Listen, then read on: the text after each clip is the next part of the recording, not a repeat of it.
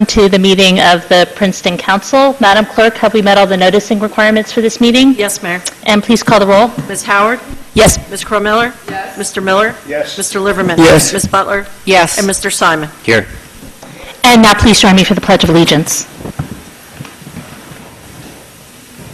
I pledge Allegiance to the flag of the United States of America and to the republic for which it stands, one nation, under God, indivisible, with liberty, justice for all.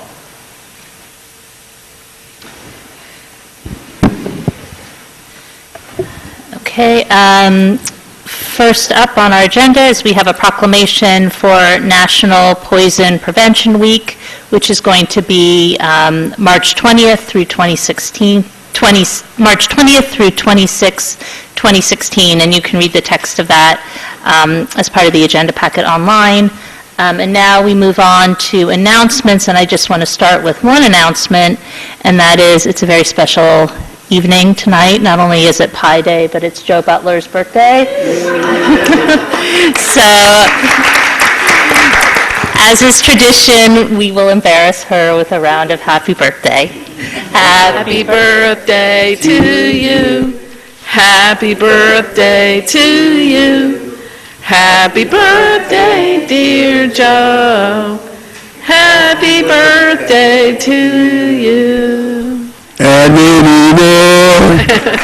I'm not sure for whom that's more embarrassing, me or the singers. Thank you all. Can't imagine anything I'd rather be doing then. All right. And I'll ask council if anybody has any announcements. Ms. Howard? No. Councilman Crow-Miller? Mr. Miller, any announcements? No announcements. Any announcements? Mr. Simon, any announcements?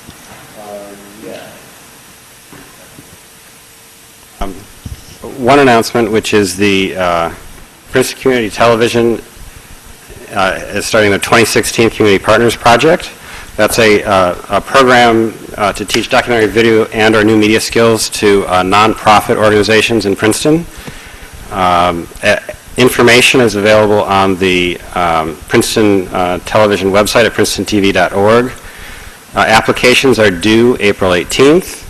And for any nonprofits or community organizations that are considering applying, you might want to check out the 2015 Community Partners videos, which are also available on the website. Those are for Princeton Community Housing and Princeton Youth Ballet. Both videos are in the neighborhood of 10 minutes, and they're both available on the website princetontv.org. Thank you. And I just have one other announcement. On Friday, March 25th, I'll be holding Meet the Mayor open office hours in the lobby of the Public Library from 8:30 to 10 a.m. And those are just drop-by hours. Welcome to come by anytime. And if there's no more announcements, we can move on to comments from the public for items not on the agenda. Some of you signed the sign-in sheet, so we'll start with the people who signed in, and then we'll open it up to anybody else who'd like to speak. So we'll start with Sally Goldfarb, and if you can please limit your comments to 3 minutes, we would appreciate it. Thank you very much. I'm here with a group of neighbors, and we're grateful for this opportunity to speak with you about the zoning of the Butler Tract. Sally, you need to hold the mic closer. There you go. My name is Sally Goldfarb. I live at 100 Sycamore Road. As you know, the demolition of the Butler Apartments is almost complete. Many local residents are concerned about possible future construction on the site. At approximately 36 acres, the Butler Tract is one of the largest tracts of open land in Princeton. Future development in this area will have a significant impact on the surrounding neighborhood and the entire Princeton community. University officials have announced that there are no current plans to rebuild on the site, and that when construction eventually takes place, it will most likely be residential. These assurances are appreciated by those of us who live nearby. The Butler Tract sits in the midst of a quiet residential area, and there's a strong consensus among the neighbors that any redevelopment should be residential. However, the current zoning of the Butler Tract does not require that it be used for residential purposes. Instead, the Butler Tract is zoned as an E1 education district, the same zoning as the main campus, which would allow the university to construct many types of academic facilities without needing a zoning variance. This is inconsistent with the zoning of the adjacent properties, all of which are residential. Rezoning the Butler Tract as residential would ratify the university's own statements, recognizing that residential use is the most appropriate way to redevelop this land. Rezoning would also be consistent with the Princeton Master Plan, which designates the Butler Tract as residential. In addition, the master plan recognizes the importance of controlling development at the edges of the university's property. Butler is at the far eastern edge of university-owned land, and it's surrounded on all four sides by privately owned homes. As the master plan noted, edges or transition areas between the university and the community are critical. Zoning standards should be applied and/or developed to ensure a smooth transition between the university and the community. In conclusion, the vacant Butler Tract provides a unique opportunity for the university, municipal government, and residents to work together toward a mutually beneficial outcome. By rezoning the Butler Tract, the council can help ensure that the residential character of the neighborhood will be preserved and the interests of the community will be protected. I look forward to continuing to work with you on this issue. Thank you very much. Thank you. Next person is Philip Papier. Madam Mayor, members of the committee, I've been a resident of Princeton for 49 years, and my children have grown up here, and I really want to thank all the members of the committee and the prior committees and the zoning board and the planning board for having kept Princeton such a wonderful town. Wonderful town. It really is amazing. The university many years ago took some of their land between the Butler Tract and the lake and turned it into a residential area for their senior faculty. That area has produced 4 Nobel Prize winners and I forgot the name of the math prize for the person under 40, one of those also. So what I would really like to do is to urge you to rezone this R5 like the other area. That's it. Thank you. Thank you. And Tasha Neal. Although I didn't want to speak, I will just read what I wrote. As a resident of McCosh Circle, I'm concerned as to what will become of the old Butler Tract after the demolition is completed.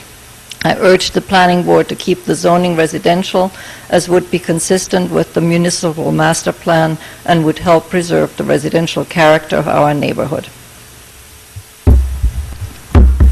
Thank you. Oh, you give the clerk. Thank you. And Ann Norman?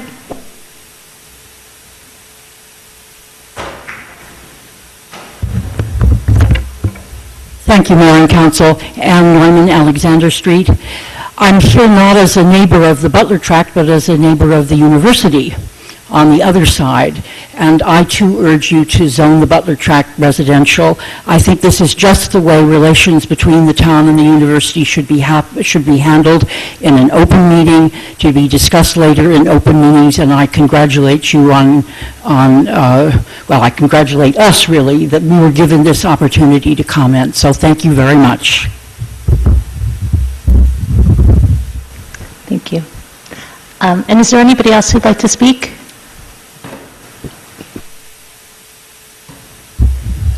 Good evening. My name is Francis Trevis. I'm a licensed architect, and like Sally, our neighborhood co-chair, I grew up in the neighborhood, and we graduated from Riverside School in 1967 in the same class, so it's a minor note there. I'd like to speak briefly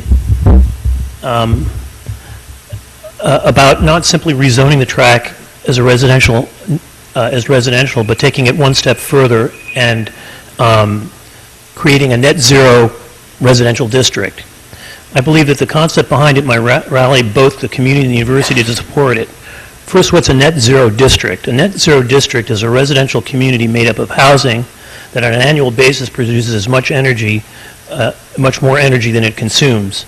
The net zero goal is achieved through engineered site planning and home design guidelines. The community achieves net zero by combining sun harvesting in 3 ways: by photovoltaic solar panels that convert the sun's energy directly into electricity from panels attached to roofs and a shared parking canopy, and by solar thermal panels that use the sun's energy to heat water from the domestic water use system.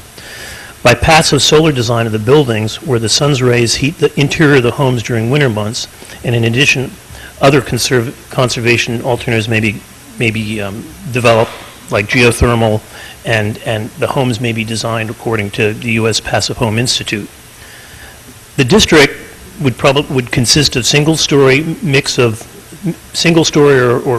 2-story mix of 1-bedroom, 2-bedroom, and 1 and 2-bedroom plus study apartments ranging in size from, say, 700 to 1,500 square feet in clusters of 6 or 8 per unit.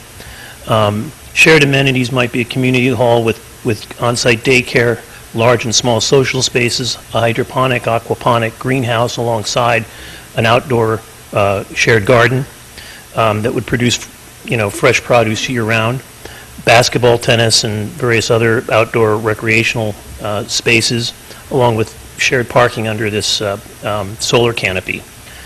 The district will be a showcase for the town and Gown's best collaborative efforts. The council, planning board, and the university will have to develop zoning requirements for the district that might consider initially sponsoring a net zero design competition jointly hosted by the university, Princeton Futures, whereby teams made up of planning and design professionals within the community or from nationally based firms might submit planning and design ideas. The School of Architecture and Planning and the Engineering Department might also provide the university's support in the evaluation, vetting of the energy modeling of the proposed concepts, as well as potentially developing their own ideas. The final zoning of the district would evolve from the best ideas shared across multiple sources to ensure the highest quality of planning and design. In summary, I believe that a net zero residential district will satisfy common core values of the university and the community by, 1, helping the environment, combating global warming, offer affordable, energy-efficient housing to faculty in the community that has a minimal carbon footprint, does not consume precious natural resources. 2, will provide savings and reduce sticker price costs to the tenant and homeowner in the form of reuse of the existing sanitary, storm water, and street grid, of which may already have optimal southern exposure. And 3, will provide the town and Gown a nationally recognizable housing community with cutting-edge technology and innovative home design that will provide net zero, affordable lifestyle, highly sought after by anyone who wants to live with a minimal impact on the planet. Thank you. And if you have written comments, you can hand them to the clerk, too. Okay.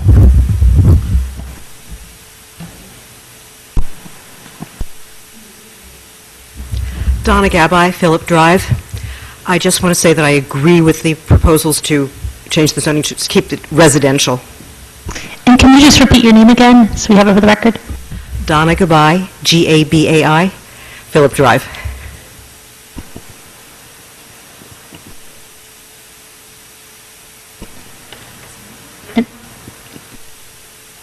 My name is Hanna Paczyńska. I live on McLean Circle. I share concern expressed by Mrs. Goldfarb and Ms. O'Neill, who are my neighbors. Thank you. Is there anybody else who'd like to speak? Yes, my name is Barbara Happer. I live on Riverside Drive, and I also share the opinions of my neighbors that I would like to see this remain residential zone. Thank you. Okay, thank you. Anybody else who'd like to speak? Mr. DeShield, did you want to comment about, I know this idea has been floated to staff as well. Yes, I just wanted to comment, staff did have an opportunity to speak to some of the neighbors concerning the concerns they have. We've heard their concerns. What I would suggest in terms of moving forward, next steps, to take this back to staff. I know they have a number of alternatives they can look at in terms of developing maybe some solutions to the concerns raised by the residents. Well, what about the planning board? Would you think they should be involved, or? They will still have to be involved in the process at some point. Ms. Butler? Well, yes. So when you take this back to staff, I think that there are a number of us that would support a change of the zoning. So just to be clear, I don't know what the alternatives are that they're thinking of, but having heard the neighbors and having heard the university's intention to keep this residential, I think we would like to support that. We also heard the other night during the discussion of the historic district a comment about another zone that abuts the university, and that was, I believe, former Mayor Yana Moore brought up the zoning on the Springdale lot. And so I wonder if at the same time we can take a look at that. I don't know if what she said about the zoning is accurate, but that might be another buffer area that we'd want to consider. We'll come back with all those alternatives. Ms. Crowe? Yeah, I just want to say I agree with what Joe just said. Okay. All right, thank you. Is there anybody else who'd like to speak before we close public comment? Okay. All right. Thank you. So we'll close public comment and we'll move on to approval of the minutes. The first set of minutes is from November 9th, 2015. Is there a motion to approve? So moved. It's moved by Mr. Liverman. Is there a second? And seconded by Mr. Miller. Is there any discussion or corrections? We're talking about just the first set, right? Just the first set. Yeah, that was fine. Could I had a question when I was looking at those. On the ones that were tabled, there's no explanation given for why they were tabled. It just says tabled. So if you look on page 8 and 9, roughly 8, the bottom of page 8 of the minutes, not of the packet, but of the minutes, 2 are tabled, and it's just not clear why they're tabled, and of the November 9th minutes. Are you asking for more time so that we can propose? Well, I guess I am. Although, I did not have time to go back and watch the video myself to try and discern what the discussion was, and I couldn't remember off the top of my head. And I made a few calls, and I couldn't come up with the answer. So, but I guess also, if other people think it's okay, I'd go along with it. But I just think when they're tabled. And then it has some dates, and I don't know whether those, did we really table it to those dates? I looked at those, check that? and we did bring both of them back that date, and one of them we passed, and one of them we tabled permanently. Okay. Well, then let's go ahead and approve these, but I would just say for future note that when we're going to table it, it'd be good to have some explanation of why we tabled it. Thank you. Okay, all in favor? Aye. Aye. Any opposed? Minutes of November 9th, 2015 passed. Next are the minutes of January 25th, 2016. Is there a motion to approve? So moved. Moved by Ms. Howard. Is there a second? Second. And seconded by Mr. Liverman. Mr. Simon? I have one small change. I'm sorry I didn't get this to you ahead of time. In the discussion of Resolution 1632, where it says, "and removing Mr. Simon from the Cable TV Committee," could we change that to, "and removing Mr. Simon's appointment to the Cable TV Committee, which no longer exists"? So I'd ask for that one amendment. Okay.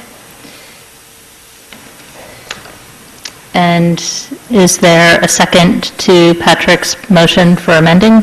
Yes. It's been seconded by Ms. Howard. Any other further discussion? All right, all in favor? Aye. Any opposed? Okay, minutes pass.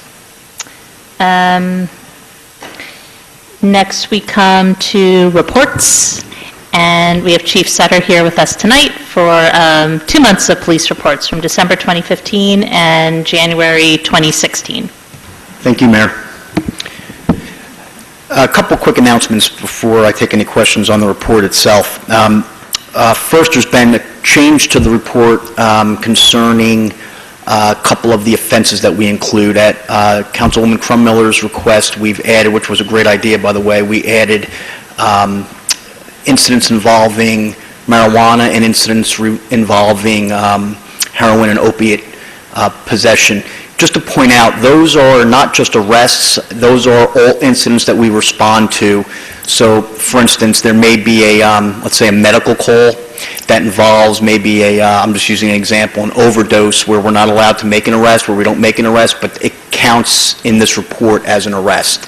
And I broke it down specifically by the, rather than just possession of narcotics, generally we broke it down into those two specific groups. Secondly, you may notice that the January 2016 format is a little different. We no longer have a software vendor that we were using for the reports going back. So we have replicated the report in its format as closely as we could using Excel. I think it accomplishes the general idea of what we had prior, but if you have any questions, if there's any issues there, please let me know. I can't believe I'm actually at this point already, but we are engaging in our pursuit of reaccreditation. Seems like we just did it. Yes, every 3 years.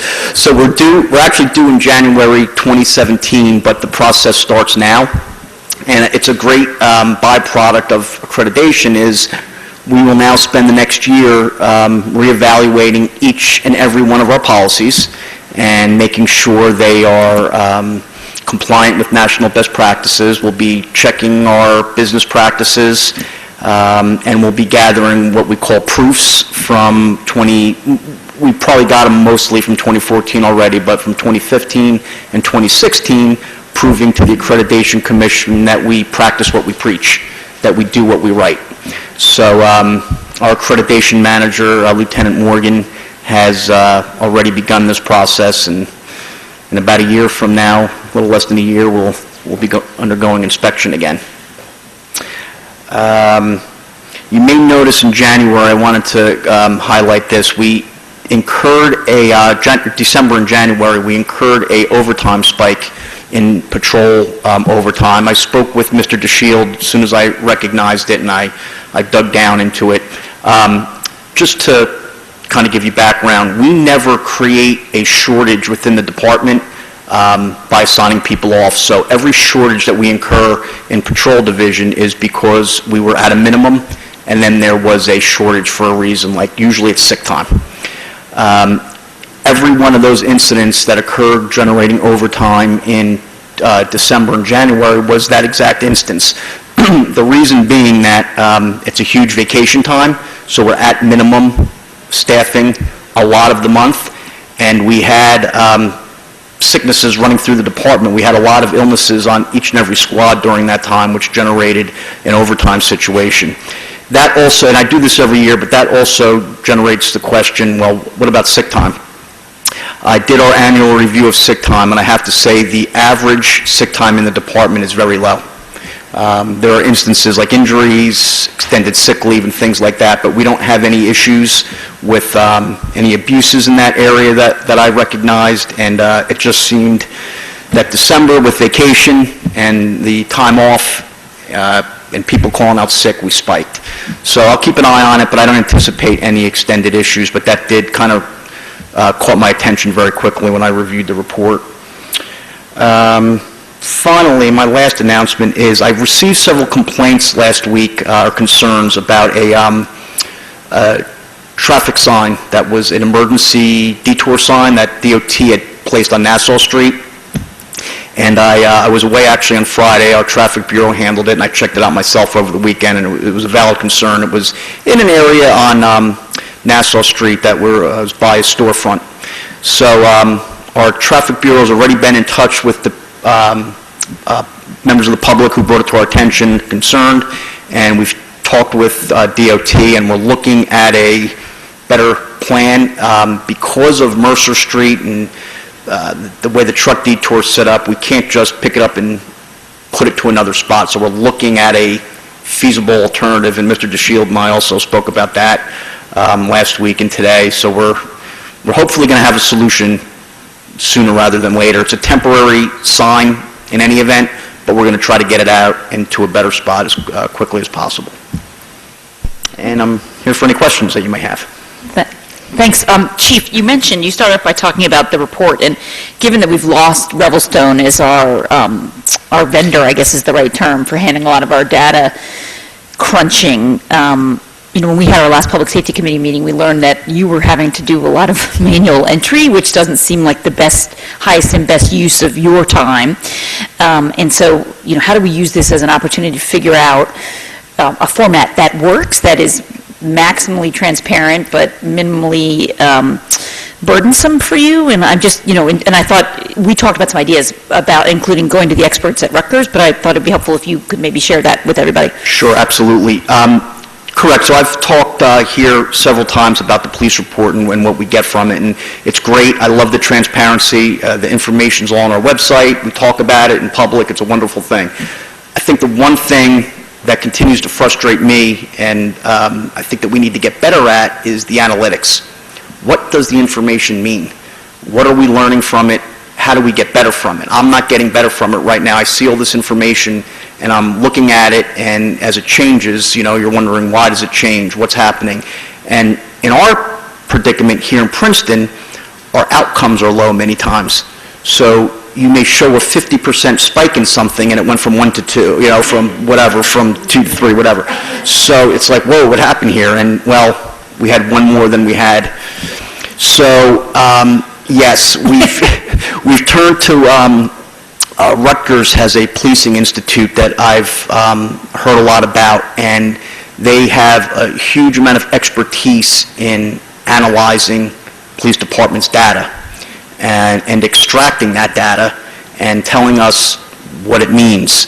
So I've started that conversation with them, and so the question, I had a great meeting. We had 4 experts in there, from policy to experts in data evaluation and people that collect it. So then it boils down to what will the cost. So that's what we're waiting for right now, is what the cost factor may be. They're generating a proposal that I will forward to Mr. DeShield to see and see what their product will be, what deliverables we'll get. But my hope is that, at least this was in our strategic plan as well, that we needed to get more analytical, that maybe in this report, if we get something done like this, if we find it to be feasible, we can use it going forward monthly. So rather than just throwing a bunch of statistics out, we can give you the statistics and then maybe give you a scientifically based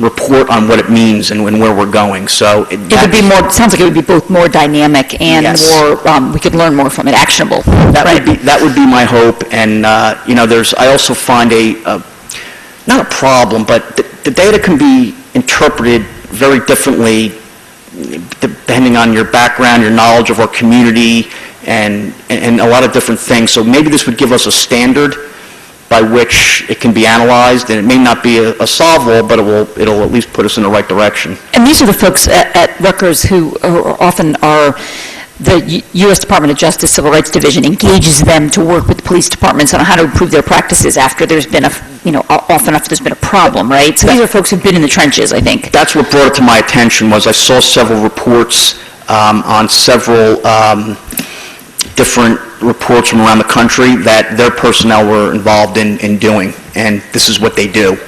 So, and in a related issue, we also reached out to Ralph Widener, who everybody knows here is the data guru on Princeton, especially on transportation, because you've been struggling with what to make of this information, what we have, and as we work to ensure our pursuit of bias-free policing, how do we make sure we're doing the right comparisons? And so, I don't know if you can comment on that, but Ralph had some thoughts about trying to figure out what are the right comparators to, who's driving through Princeton, who's walking through Princeton. Absolutely, and what that was specifically, we're looking at what's the right benchmark for our motor vehicle data, our stop data. And many people immediately, and I think logically, I guess this is where I go if I didn't know more, people go right to your local population demographics. What's the breakdown of your local demographics? And in the little bit of study that I've done, that is, and in talking to Ralph, that is not the proper benchmarking. It's highly scientific, and I couldn't begin to explain how it's properly done. Rutgers, the people I spoke to at Rutgers, know how to properly do it. Ralph knows how to properly do it. The one, not issue, but the big undertaking is extracting the data. So let's say in motor vehicle stops, we have some 12,000, I believe 12,900 stops in 2015 with all the accompanying data. Residents, where the people live, where the stop occurred. This is all relevant to the benchmarking for various reasons that were explained to me, the race and ethnicity, gender of the person.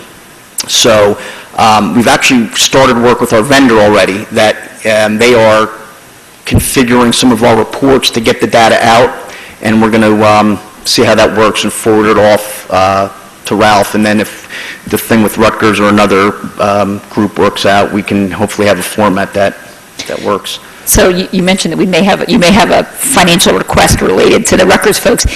Are we also going to, are you going to work with Rogers Group again on accreditation? Is that something we should be looking for, maybe a PSA? That's actually on the contract, on the agenda tonight. It's two things that we'll speak about in that request is the mandatory training that they do for us and the reaccreditation, we call it proofing, and the policy updates. So that's correct. That's great. That sounds great about the data. Have you thought about putting the data, just raw data, up? Because there might be experts. I mean, I don't know if there's a reason not to do this, but it seems like if you give the data in a form that's machine readable, there are there could be people that we're not talking to that might want to look at it and come up with reports, especially in a community like ours. Great idea. The university community. Absolutely. And even Absolutely. Rutgers. And the other thing is, what did we do in the borough? Those were really nice reports. So the borough report was done the way that this January one was done, through just Excel. Oh, okay. That was done through Excel. Oh, wow. That's amazing. Yeah, the one that we did up until this point was done through Revelstone. Yeah, that's right. Because I remember we had requested the minute-by-minute data, and so that one had like how many minutes they were spending on unlocking doors and how many minutes. And that was a different records management system, and I've actually spoken with our current vendor about that exact type of stuff. Time spent on a call, and he's working on being able to extract that out. Mr. Ledman? Yeah, thank you. I just want to personally and publicly thank the police department for showing up in force during the heroin awareness. It was an unbelievable event, and we had about 189 people. That's what we thought about, yeah. It was very, very good turnout, and it was informing. It was just, it's sad that, we had to have a heroin awareness conference, but this is so big, it's unbelievable. It's affecting so many communities, so many families, and it was really eye-opening. So the people that attended were really, really impressed and thankful that we were able to get this information out. The second thing is, I noticed in January, our arrest numbers have gone up, January 2016, which I guess is a good thing. But Yeah, I wonder what to make of it. Is there more crime or more people getting caught? Yeah, well, see, because usually January goes down, but for some reason this January, people getting caught. Whether I was wondering. Yes, so you're correct. There were some 29 or so more arrests in January, and again, I keep going back to. I really feel very strongly that these trends that we've seen since 2013, if you went back and looked at some reports in 2013 to now, it's wholeheartedly, in my opinion, the result of our increased focus on the issues that came up in our strategic plan regarding more presence. Quite frankly, whether it's fortunate or unfortunate, when there's increased police enforcement contact, like for speeding and things like that, the byproducts are things like arrests and summonses. I say byproducts because you don't go into some of these encounters expecting, or, things change and they result from contact. That's why I have to say, just with that being said, that's why positive police contact is so important, that we continue to do our community outreach, that we continue to make positive contacts, because I think about this often, when you're trying to satisfy one problem, I just go back to the most common one, which is speeding, these things result from it. A multitude of things result from citizen contacts that start from, say, a speeding stop, for a motor vehicle stop. And that's a negative. No matter how you look at it, that's a negative contact. So we want to make sure our positive contacts equal or outweigh our negative contacts. And if I could just expound on that for 1 second, one thing we've spoken about is, and actually Mr. DeShield and I spoke about it, and I spoke about internally, was when we do a focused, I call it enforcement, but let's say a speeding complaint. We're getting a lot of speeding complaints on a road. We've thought about announcing that. We spoke about it internally, and a lot of our officers and command staff think it's a great idea. Hey, we're getting a lot of pedestrian complaints of people not yielding on Nassau Street in the Palmer Square crosswalk. We're letting the public know via social media. We'll put it out in a way that says, hey, we're going to be out there today, and this is why we're out there, and this is what we're doing. So it does two things. It makes people aware of why there's a police presence there. It makes them maybe more cognizant of when they're going through there, that we're going to be there, and it gives a reason of why you may encounter an officer, may stop you, and gives some explanation behind it. So I put it out at our sergeant's meeting, our supervisor meeting a couple weeks ago, and everybody thought it was a great idea. So what we're asking our supervisors to do is, when they direct a patrol, we'll get a lot of complaints that come in, and the sergeant will analyze them and say, okay, we need to go to this road today because we got speeding complaints there over the last week or so. We're going to put it out and say, hey, this is where we're going to be today. You're going to see officers there, and this is why. And we're going to see kind of what the feedback is, and I thought it was a good idea, and we'll see how it works out. You finished? Okay, thank you. I think that's an excellent idea. They do that oftentimes on the state level when they're going to drunk driving dragnets.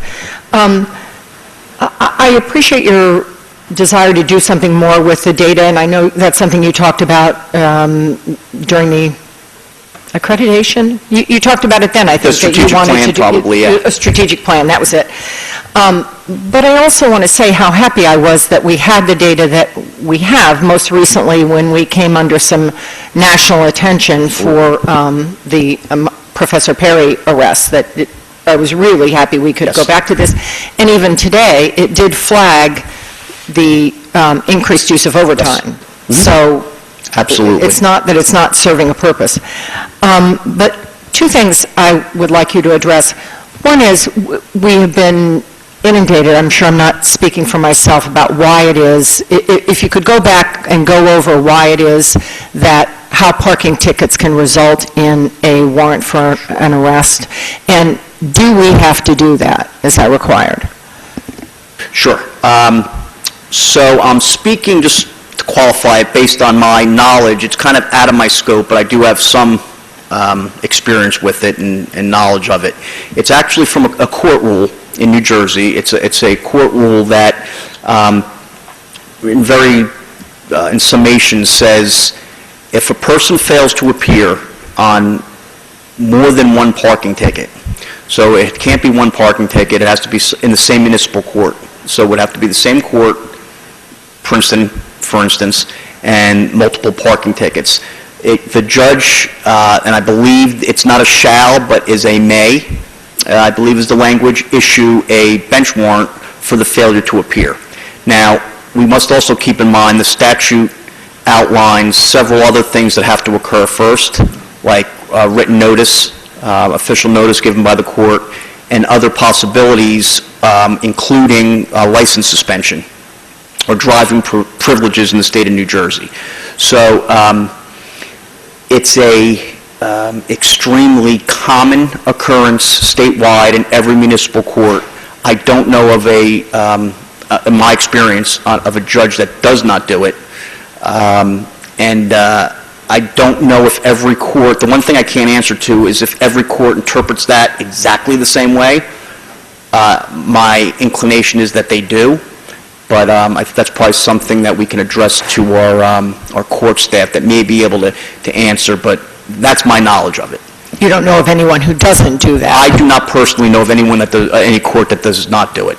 Okay. And also, I know that there's been criticism of the lack of diversity on our police force, and I just wonder if you could address what we've been doing and the kind of progress that we've made and how we can do better going forward. Absolutely. I've spoken to this many times, and I know it's a priority of yours, and it's a priority of mine, it's a priority of Princeton. And that is illustrated in our recruitment plan that I put in our annual report yearly. And diversity is our foremost, our most paramount goal in recruitment. So you know, and I'm going to publish this in our annual report that I'm putting together now, when we do a recruitment like we just came through, we track diversity data from the application process all the way through to the end of the process. So we can see through every stage how we're doing. And if there's something that we need to change or do to increase the diversity of the applicant pool we get.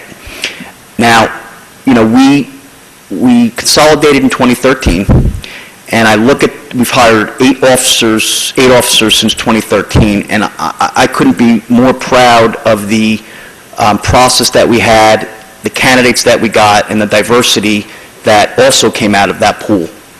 I've spoken about this, like I've said repeatedly publicly. It's all out there in the annual report, but let me state one other thing. If you compare our departmental demographics on a percentage basis to our population that we serve in Princeton, I think you'll see what I'm talking about how diverse our department actually is. We obviously always can do better. It's always a priority, and every recruitment that we do this with this in mind. That goes to why the recruitment has to be so thorough. It cannot be just posting a job wanted ad, come on in and apply for a job. We do a thorough outreach almost nationally. We have people that come up and down the eastern seaboard, if not from other places in the United States, because we advertise so broadly. And I know to our conversations or my conversations with council, that was one of our decisions on why we don't limit recruitment to just certified police officers. A lot of departments statewide, for a lot of different reasons, say you have to be certified. We don't do that. We say open recruitment, everybody apply. We don't charge for our recruitment. Many departments do. We do everything that we possibly can to make this as diverse a department as possible. I really, don't know of other departments that go to the extent that we do. I'm sure there are, but I'm absolutely committed to that. And I think our track record, I'll speak since 2013, has been really good. So I feel very strongly about that. Well, and we can only improve to the extent that we have the opportunity and we have openings to hire. And so it may be going slower than we would like, but it's going as best we can do. I guess that you would run into, if you're thinking about the diversity and whether we've achieved sort of optimal diversity, you would get into the same question that you get into when you're looking at the arrest statistics, because we serve maybe a different population than the actual residents of Princeton, but we certainly consider that, but also all the people that may pass through here. So true, and especially in Princeton, which is, such a destination, such a welcoming community, and such a diverse community. That's what I pride myself on the fact that I work here in such a diverse community. So that's our strength. That's one of our strengths as a community, as a department, and we'll continue to keep going in that direction for sure. Thank you. Ms. Krumler? Can we move the Rogers? We move the Rogers resolution up so he can go home? Is that it? He has to answer my questions. We need to amend the agenda, but first Ms. Krumler has a... Yeah, I have two questions. One was about I don't want to put you on the spot because you might not know about this in the report, but it says that a canine Harris, along with officers of the police department, responded to the 100 block of Lee Avenue in order to assist the New Jersey Department of Parole with serving an arrest warrant. So it seemed kind of weird that a dog... What that is not the dog maybe itself, it's the officer. He gets assigned to, and I'll clear that up, but he gets assigned to a whole host of other calls that the dog isn't involved in. I'll look into that incident specifically, but for instance...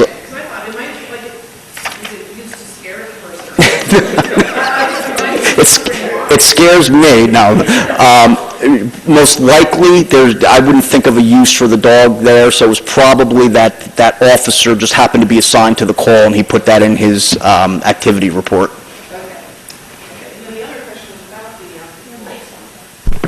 The other question was about the controlled substance arrests. Can you say how many of those about are on the university versus not the university? I can definitely get that statistic for you. I think the majority of them are probably for us not on the university, but I can certainly... I'd appreciate knowing sure, that. Absolutely. Thanks. That's very easy. Ms. Howard? I was just going to move to amend the agenda so that we could consider the PSA for the Rogers Group now. Second. It's seconded by Mr. Liverman. All in favor of amending the agenda? Aye. Aye. Any opposed? Okay. So we're going to be moving up Resolution 1672, PSA with the Rogers Group for policy development, accreditation, and mandatory training for $15,500. It's moved by Second. Mr. Liverman. I'm sorry, moved by Mr. Miller and seconded by Ms. Butler. All in favor? Oh, wait, I have a quick question. I need I have a question, I'm sorry. Are they the only people that do this? Yes, to my knowledge, both actually in the state that do New Jersey accreditation, yes. Really? And I'll look into that. I'll look into that to confirm that. But good gig they've got going, isn't it? If you go on the website and look at the departments, they do many departments. So it's a good question. I'll look into that, but I don't know of any others I've got no that do it. objection, I just started It's a good thinking about question. it. And we have to do this every 2 years? 3 years. Every 3 years. 3 years. Yeah, so we'll be doing 14, 15, and 16. We did it the first year in 1 year, I see. which was a undertaking. Hopefully, this will be a little bit easier, hopefully. Any other discussion or questions to the chief? All in favor? Aye. Any opposed? Resolution passes. Madam Mayor, the other item, resolution, I'm looking at the L3 mobile. I know that's being pulled. Okay. Thank you. All right. Thank you. Thank you. Okay.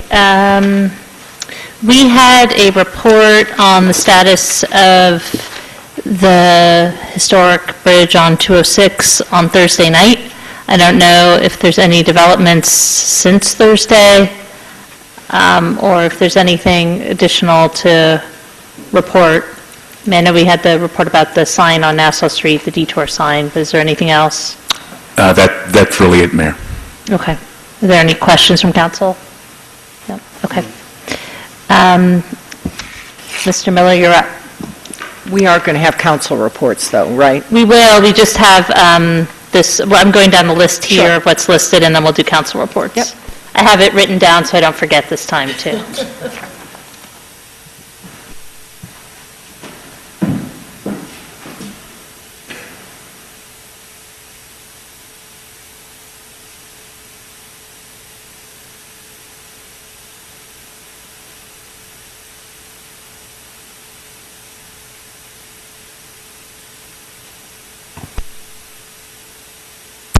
When I first gave this report 2 weeks ago, 2 members of council were absent, and I believe we all agreed that it would be a good idea to go back through it again with full council present so that everyone could have an opportunity to comment on it. Bernie, can you just make sure you're right on your mic? Thank you. How's that? Is that better? Wait, just to be clear, did you have the presentation already? So you're doing it again? Is that what you're saying? Or you didn't have it? Okay, no, I just wanted to know if you guys had seen it already. I think they all agreed that they liked it so much that they'd like to see it once again, so.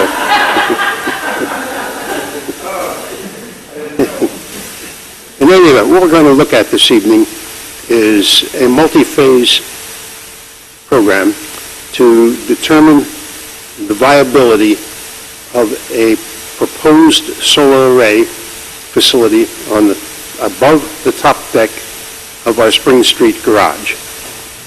And the objective here is, at least for the present time, until the ground rules change significantly in terms of how solar energy is funded by either the state or the federal government, determine whether or not putting a solar array plant on top of the top deck is financially viable and makes sense for the municipality. From a background standpoint, obviously the space above the top deck is unused. We've all been up on the top deck of the garage, and we know it's unused. But there are many solar facilities that have been built in New Jersey above the top deck of garages. One example that you've all probably seen is on the campus of Rutgers, where they have a parking garage that can be seen from the train going toward New York City. If you sit on the left-hand side of the car, it's a very substantial garage with a large top deck. There are two ways we're going about building, for a municipality to go about building a solar facility. One is to build it ourselves, take our own money, invest in the construction and operation of the facility, and run it ourselves. The other is something that's called a power purchase agreement, where we put out for bid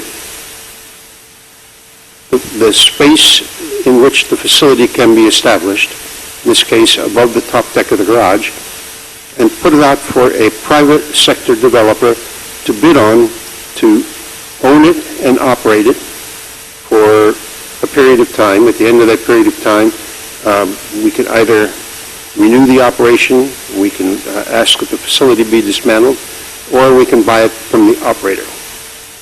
It's called a power purchase agreement, and basically it minimizes the risk of the municipality, the financial risk to the municipality to do this.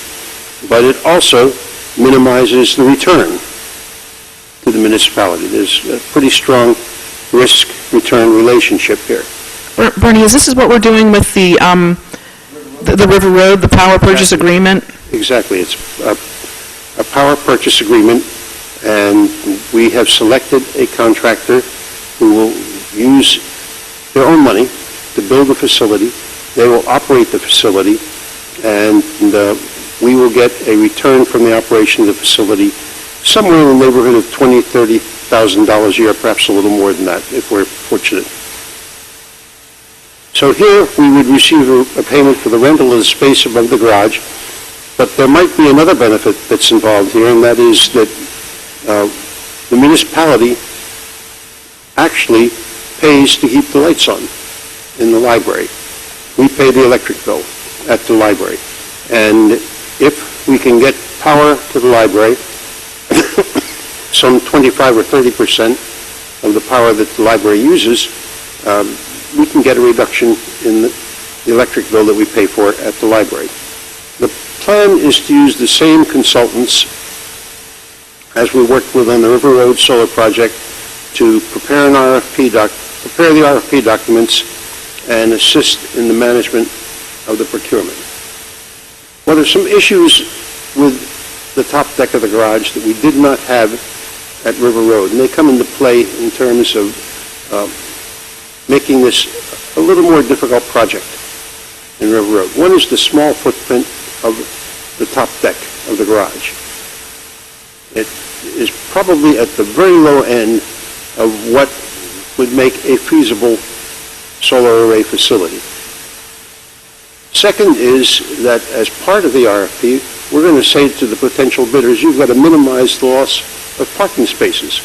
We don't want to lose the parking spaces. We don't want to lose the revenue from the parking spaces or the convenience of the parking spaces. So the bidder is going to be told, do this in a way that minimizes the loss of the parking spaces. Maybe minimize it down to zero, if it can be done. Third, the construction has to minimize the impacts on the operation of the garage. Realize, if you will, that the way this is going to be built is that the material that will constitute the solar arrays will be hauled up to the top deck of the garage on flatbeds and then assembled in place up on the top deck of the garage. And we've got to do this in such a way that we don't impede the operation of the garage, either hauling the stuff up the top deck of the garage or during the actual construction. So that says a lot of work is going to be done during off hours.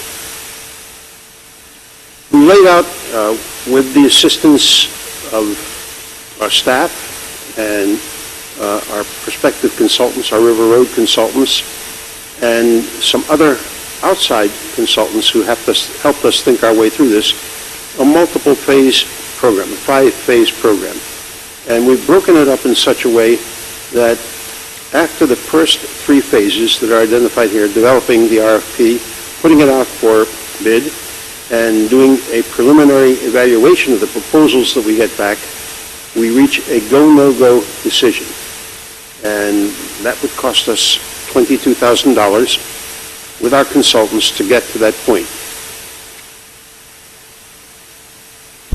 And even if we went ahead, would those costs be recouped? Let me come back to that, but I do want to make the point, and I think I'm glad you asked the question, because if at that point, A, we don't get any proposals, in other words, the private sector says, this is not an attractive opportunity for us, business opportunity for us, or we don't get any proposals that make sense to us, it's a no-go at that point, and we, in effect, have paid the consultants the $22,000, which we do not recover. If we come to a go decision and go forward at that point, the further costs are another $36,000, and this says 26, it should be 36. There's another $10,000 that, as Patrick pointed out to me at our last presentation, is not in there. It is 36, and we get to $58,000 total cost at the time of contract award. And again, to respond to the question that Jenny asked, if we award a contract and the contractor proceeds, we then recover the full $58,000 from the contract. So, no-go decision at the end of the first 3 phases, we're out $22,000.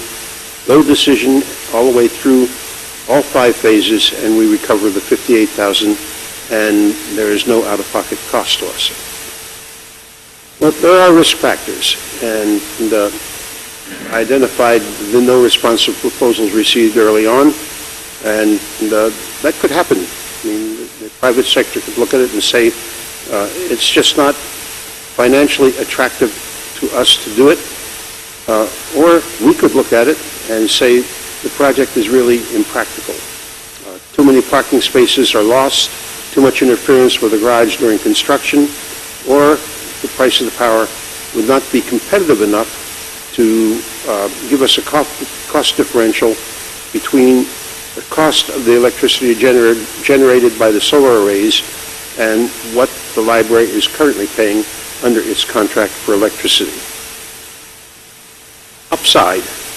There is an upside to it, and that is that we could have a small revenue stream from the rental of the space above the garage and a small revenue stream over the life of the solar arrays from the differential between what the library now pays for electrical power and what would come out of the arrays. The cost of the power coming out of the arrays that would be, in effect, sold to the library.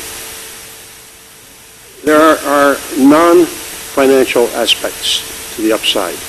One is a very visible sustainable energy project right in the downtown of Princeton, visible from the street level and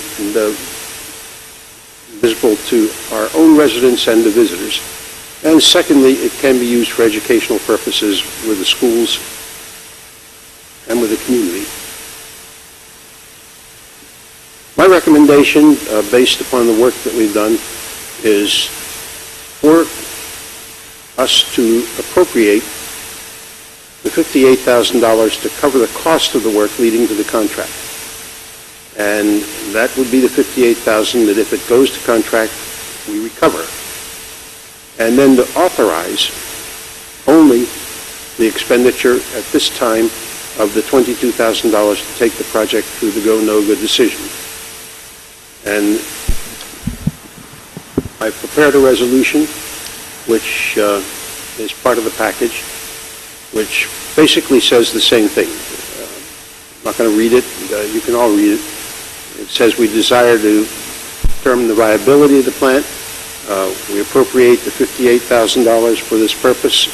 We authorize the expenditure of $22,000 to get the proposals and do a preliminary evaluation, and that we direct the staff to come back to council after we've done the preliminary evaluation and ask council for approval to proceed with the balance of the contract, which would expend the balance of the money, the $36,000, to complete the contract award. I take that as a motion. Is there a second? And then we can have a discussion. Second. It's seconded by Mr. Simon. Are there any questions for Mr. Miller or discussion? Ms. Carmella? The first quick one is, I presume it would also provide shelter. Would it shelter the top of the garage from rain? It wouldn't shelter the top of the garage from rain. It would provide some shading. Shading over the cars that are on the top deck of the garage. It would not be dense enough to constitute a roof on the garage. So I remember when I talked to some consultants we were talking about energy aggregation. I don't know if you remember that, but we were all excited about it, and then they went and looked around, and they came back and said, you know what, really, the circumstances have changed slightly, and so I don't think you're going to get any proposals. I mean, and it wasn't, at that time, it just wasn't a good idea to do that, or that on demand, there's also on demand, something where everybody turns off their air conditioning a little bit, and we were talking about that too, and it also wasn't worth the effort. And I'm wondering if the consultants have given you an idea of how likely it is that this will be a viable project and that we'll get bids on it. The consultants have been very cautious about it because they understand the issues that I've identified here, and they've raised many of the same issues.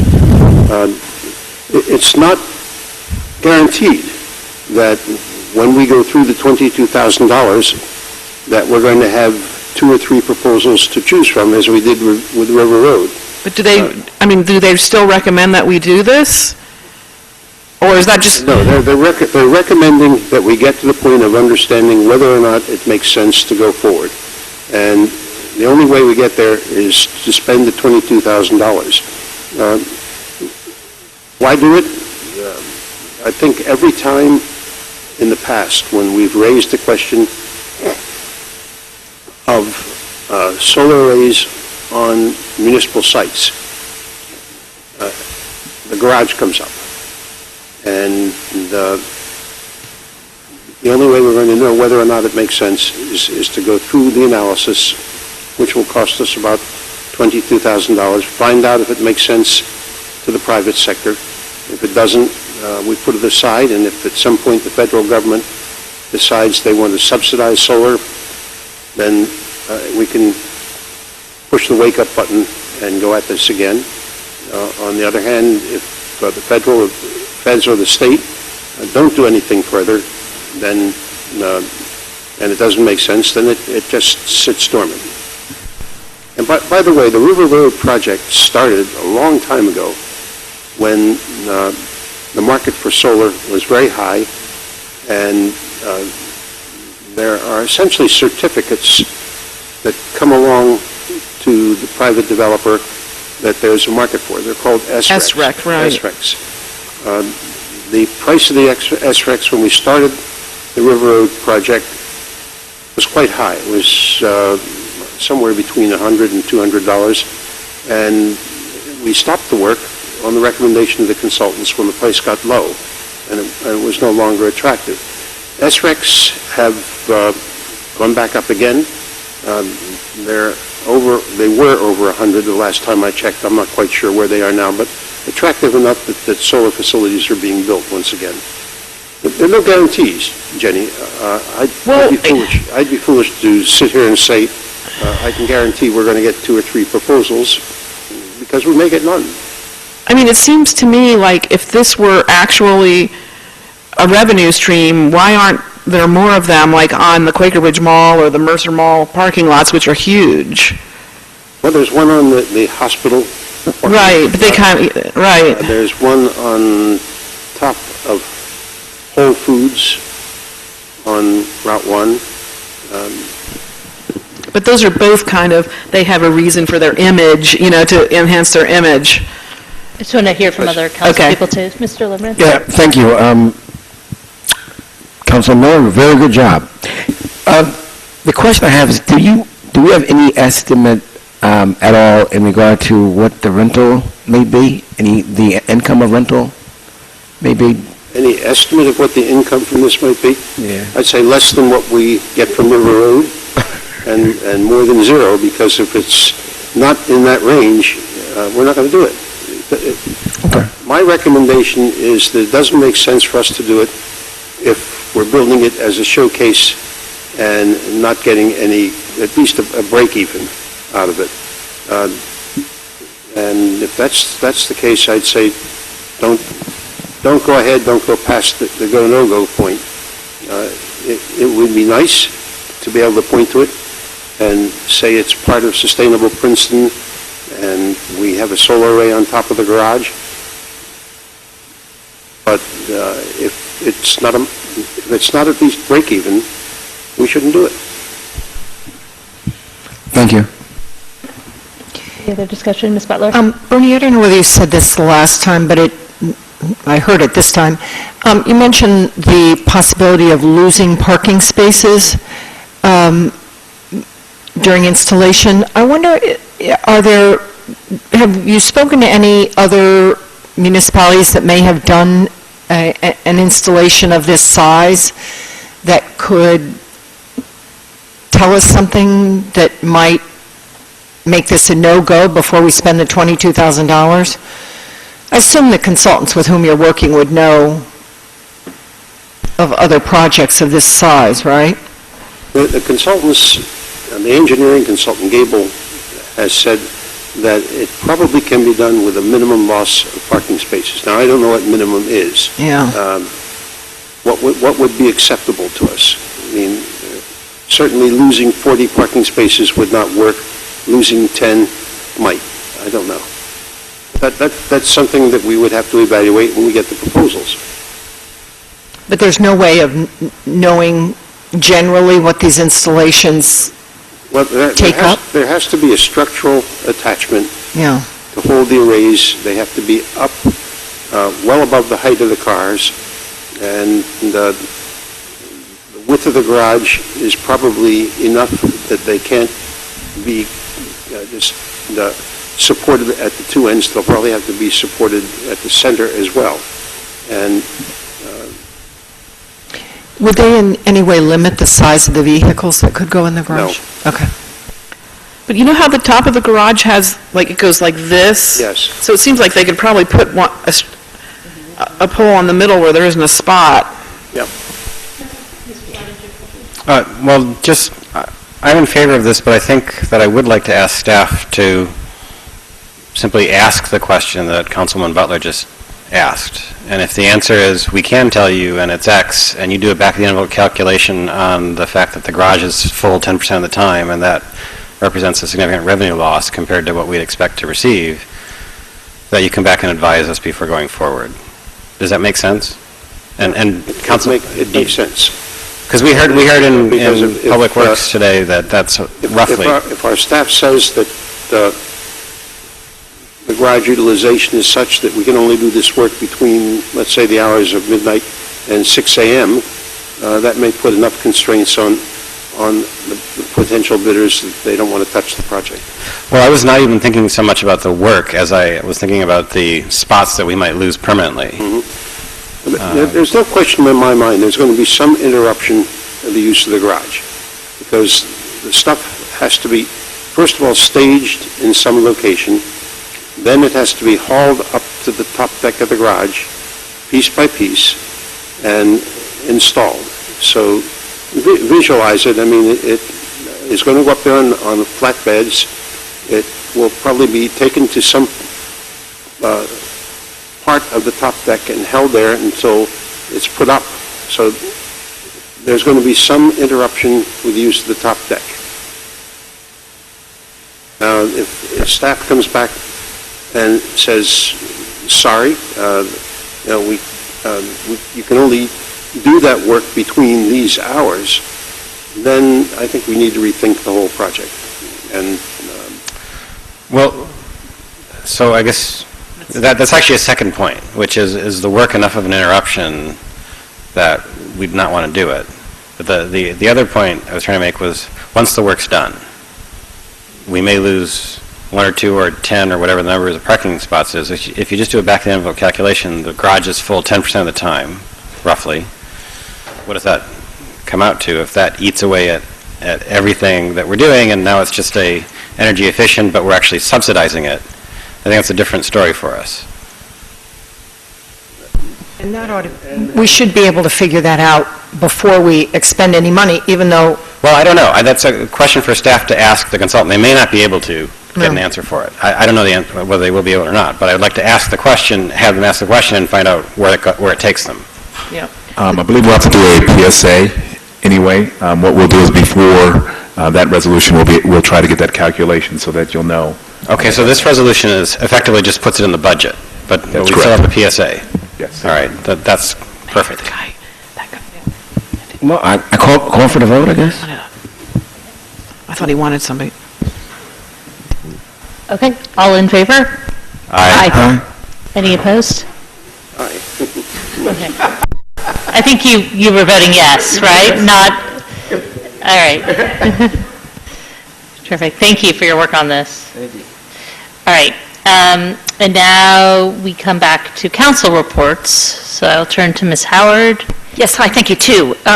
One, wanted to report that last week we completed the deer management program. That concluded last week. And just I can report that there was a slightly lower call number than in past years. The 119 were removed. And I think that was because of weather conditions, basically the fact that we had that warm weather. And so early spring weather meant an abundance of acorns, which meant a decreased bait acceptance, is the language I'm now learning. So anyway, but a successful deer management program again this year, and so I wanted to report that. The second thing is that I don't know whether everyone is aware, but that Access Princeton has Twitter chats sometimes. Did you know that? What are they? When you forth on Twitter. Yeah, you go back and forth tweets. and you ask questions, and they're having one tomorrow with our health officer to talk about Zika, to do an update on Zika. So if you follow Access Princeton, you'll see, and it's a way to get questions answered. And I think my sense is Access Princeton would like to do more of these. The health department has been a willing partner because they have, because some of the issues have been in the news. And especially now we have had 2 travel-related cases of Zika in New Jersey. But anyway, so if folks are interested and on Twitter, follow Access Princeton and you can participate. Thank you. Ms. Crummell?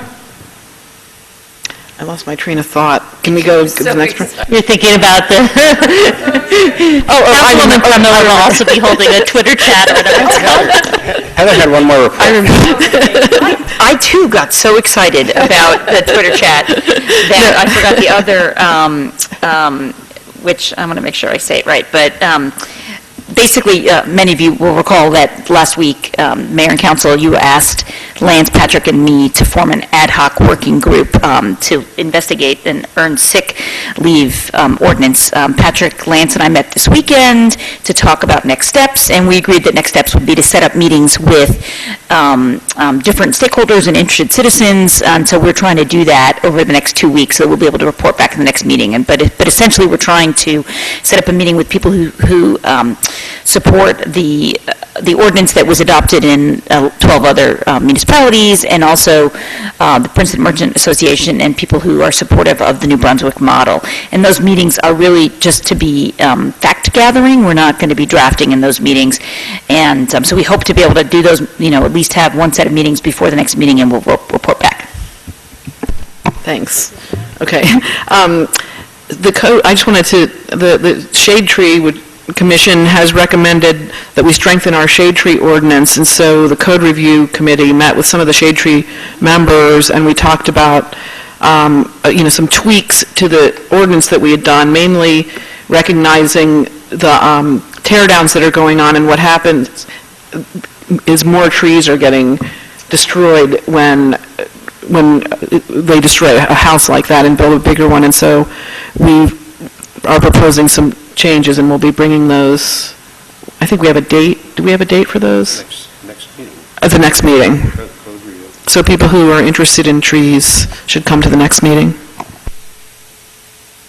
Just going to add, as long as I can work with the Shade Tree Commission members and the arborist on the proposed changes, and we can get that done by next week. Oh, okay. Done.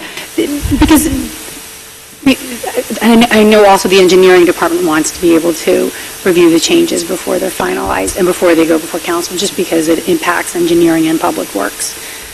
Okay. So, but I'll continue to keep the code subcommittee in the loop in the next several days on whether it can be done for the 28th. Okay, thanks. In my anxiety to get away from the microphone down there, I forgot to say thank you to a couple of people who were very important in getting the proposal that you saw this evening to the point where it is. Lee Solo, of course, and our engineering staff, and both Ryan Serbo and Isaac Gable, our consultants, but just as importantly, a resident of Princeton by the name of Mike Paluchek, who was a colleague of mine many years ago, who has solar in his own home here in Princeton, and I think might meet the net zero requirement that was discussed earlier this evening. But very importantly, from the standpoint of the solar on the garage, we were first looking at getting the solar arrays and all the other construction material up to the top deck of the garage using a crane on Spring Street. And we were stymied by the fact that we could not get the right angle with the crane to deliver the material up to the roof of the garage. And it was Mike, who has his own company over in Plainsboro called Princeton Satellite Corporation, who came up with the idea of using a flatbed to move the material up to the top deck of the garage. So thanks to him as well. Oh, thank you. Just want to announce that April 15th, Quarter House, it's that time of year for the fundraiser. So we held at Mercer County Boathouse. It's recently renovated and a gorgeous place from what I'm told. So we're asking people to please come to that. And I was going to also announce the affordable housing, the Merrick Stanworth list. There's approximately 345 applications for that second phase. And the Avalon Bay, the 56 affordable housing units there, they broke down to 8 very low 21 low, and 27 moderate. So we're moving ahead. And PCH, Princeton Community Housing, is the agent, the administrative agent handling the affordable housing for Avalon Bay. Sorry, did you get people to turn out to that credit Yes, workshop? yes, there were. I don't have the number, but people did show up. Oh, good. Yeah, I was in the building that night, and the parking lot was full. Oh, good. That's really good news. So if people are interested in a unit, they contact Princeton Community Housing? Yes, if you're interested, contact Princeton Community Housing, please. Ms. Butler? Yes, I have about 5 or 6 things related to rec, so bear with me. We had our first meeting of the Mary Moss Playground Planning Group. Community meeting was held last week. We had a very good turnout, diverse turnout, and we were happy with that. It was an interactive evening, and we had lots of participation. The next meeting will be May 3rd. We hope that the consultants will take back all the information they received. There were a lot of surveys. People took surveys home, took them to their neighbors. So when we get all of that back, we hope that by May 3rd, the consultants will come back with some conceptual drawings for all the community to see. The rec had a bus trip to the Philly Flower Show, which was sold out, which was nice. The rec staff is in the process of recruiting and interviewing. They will hire about 175 seasonal staffers, lifeguards, camp staff, customer service, custodial, and maintenance. The CP pool, the registration is up over 1,000, and the early bird discounts are good through April 8th. So if you haven't joined the pool yet, you should. The registration for all the spring and summer programs began on Feb 22nd, and they're ongoing. The park mowing bids were opened on March 10th, and those recommendations will be coming to council on March 28th. And we have started Phase 1 of the park openings, which includes initial cleanups of 17 sites. We have athletic field preseason prep work. That's 19 athletic fields on 7 sites. We've started opening the pool, taking the cover off. We're going to be adding a lane and prepping for installation of an irrigation system. Rec is putting an irrigation system out in the around the pool area. You mean just by striping and making all the lanes narrower? I think they may be putting lanes in some different directions or adding a lane. They're doing something to the lanes, yes. We have opening the park restrooms, which we have 12 restrooms. That includes turning the plumbing back on, cleaning, miscellaneous prep, et cetera, and turning on park irrigation in 6 locations, testing the systems, flushing. So it's a very busy time. Heather, we met with the neighbors at Harrison Street, a neighbor at Harrison Street Park, so that's ongoing project. Yes, I have one report this evening. On last Tuesday, March 8th, I attended the Mercer County Economic and Technology Summit at Rider University. That was a joint effort of Mercer County and the Princeton Chamber of Commerce. Of interest, I think, generally to the public and to businesses in our town. One of the panelists was Chris Rodriguez, the Director of New Jersey Office of Homeland Security and Preparedness. And the New Jersey puts online resources for businesses who are dealing with cybersecurity issues. And also offers a way to connect into a coordinated effort through the state. That's at cyber.nj.gov. And in addition to that, I'm sure there are plenty of private companies that specialize in providing related services, and the Chamber would be able to put you in touch with some of those. Also of note at that event, there was a regional economic update report presented by Dr. Jim Hughes, the Dean of the Boston School at Planning and Public Policy at Rutgers University. Just very briefly, since the Great Recession, job growth in New Jersey has lagged substantially behind the U.S. overall. Mercer County, however, is significantly above the state average, slightly below the U.S. average, but much closer to it. And in terms of demographic trends that might be of interest to us in our planning here in Princeton, Dr. Hughes reported that a decades-long trend of relentless suburbanization has come to an end. He put up a slide basically that showed New York City and the areas within 75 miles of it, and the counties that grew for decades, and it was suburbanizing. It was basically exporting population. If you look since 2010, the process has somewhat reversed. The outer rim of that, now those counties are losing population, and the high demand is in cities and in urbanized suburbs. That's especially true of the youngest cohort of adults, basically 20-somethings and early 30-somethings, so-called Generation Y or millennials. They want to live in locations where they can live, work, and play all in the same location. The implications for Princeton, we are reasonably attractive to the older cohorts of adults. The so-called baby boomers and Gen Xers, less so to Gen Y in terms of what we've got going for us as a town right now. And it's just something we'd probably want to take into account in our planning. Can I ask you a question? Did you get any sense of what drives that first, though? Housing or the jobs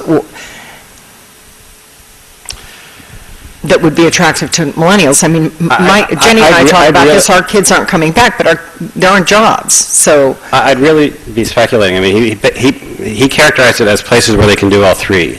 So he didn't prioritize. So you'd probably presume that, and also keep in mind, this is statistical. So individuals, your mileage may vary, right? But I don't think, in one sense, Princeton hasn't changed much since I was a graduate student here and left, in the sense that it's not exactly a hip place to go after dark for somebody who doesn't have children, right? So it's really once you get a little bit older and you've got a family that it becomes a really interesting place to live. Thank you. I just have one report, and that is I've been working with Council President Liverman on, and others from Corner House and the police, and getting the Youth Advisory Committee up and running. So good news is we have the application on the homepage, just went live today or over the weekend. And we definitely want to get the word out. We've already been getting calls as soon as we pass the ordinance, even before. So there's a lot of interested kids, so it's going to be a hard decision to narrow it down to 12. But we're really excited for the program. The applications are due on April 15th. And we're going to be working with the various schools to help get the word out too. So for this first year, it's going to be open to students who are currently freshmen, sophomores, and juniors. So next year, when they'll really be doing the bulk of it, they'll be sophomores, juniors, and seniors. Okay. And are there any staff reports? Yeah. Ms. Stockton? Good evening. Engineering is very busy right now. The Valley Road construction project has begun with sanitary sewer inspections. We've also been advised that our new freebie bus will be on its way soon, and we are working with a graphics designer to update the graphic wrapping on the bus to make it less look like hospital transport and more like a fun public alternative transportation option. We also have 2 projects that will be out to bid, and we'll be bringing hopefully contracts to you in April. That is our annual sidewalk repair project and the Great Road Mountain Avenue traffic signal installation. So both of those will be advertised on Thursday with bid opening at the end of March.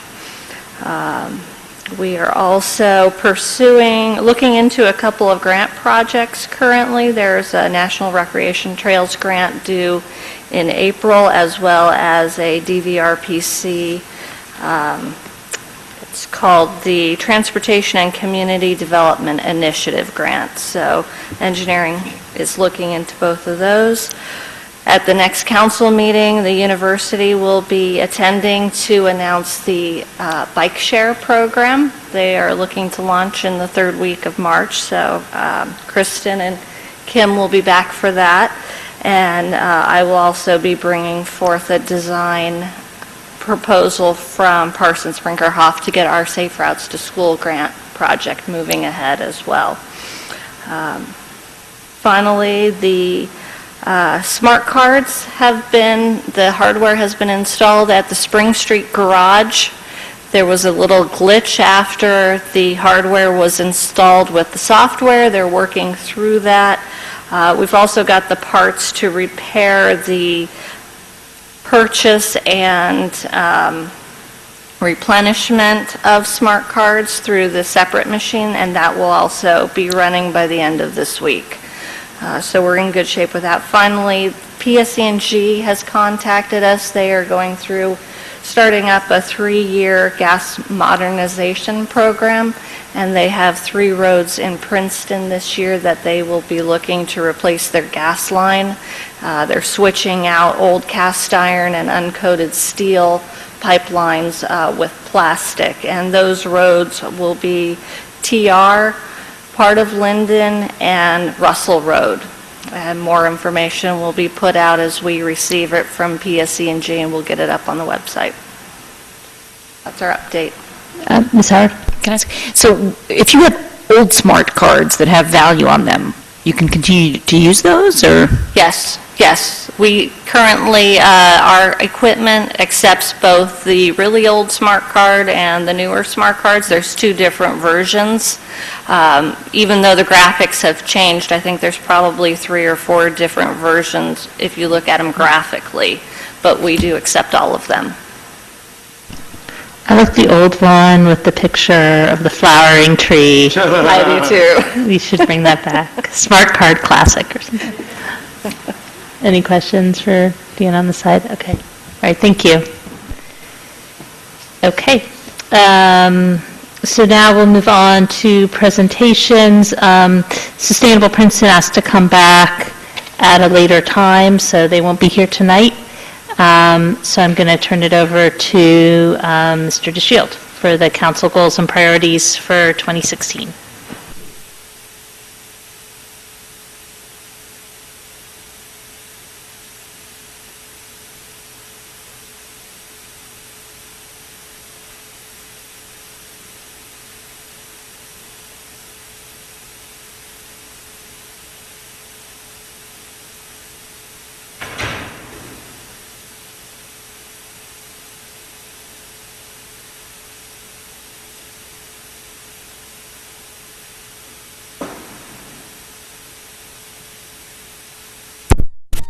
Good evening, Mayor and Council. This evening I will review with you, as you're aware, we started our goals process at the beginning of the year, in which we went through a workshop and identified the Council's goals and priorities for 2016. What I have on the screen at this moment is just to give you an idea of a quick overview. There's a lot of work for us this year in 2016. And it kind of lays out what the timeline will look like for each one of the individual projects that we'll be doing this year. One thing you'll see is the red line. That's identify a major project, which is just the budget season. I wanted to put that up there so that you could get some idea of all of the major projects that we'll be working on during this year. So that just gives you an overview. And then what I'll do, and then I'll ask questions, is just really hit some highlights from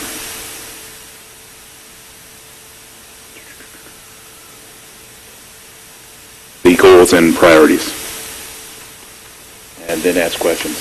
We've already started, although we're just now asking for the approval of council of the goals and priorities. We have already really began the process of accomplishing some of these goals.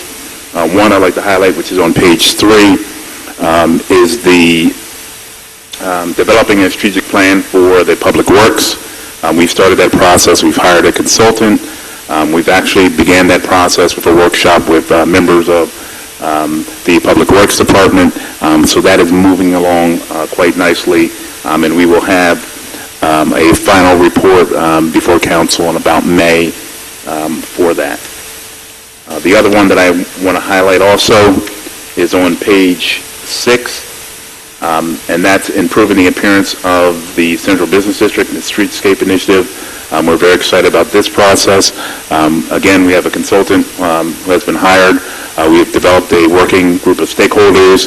We'll begin that process in early April with an assessment of the existing conditions. We'll be doing a walking tour of the Nassau Street area to identify the needs there.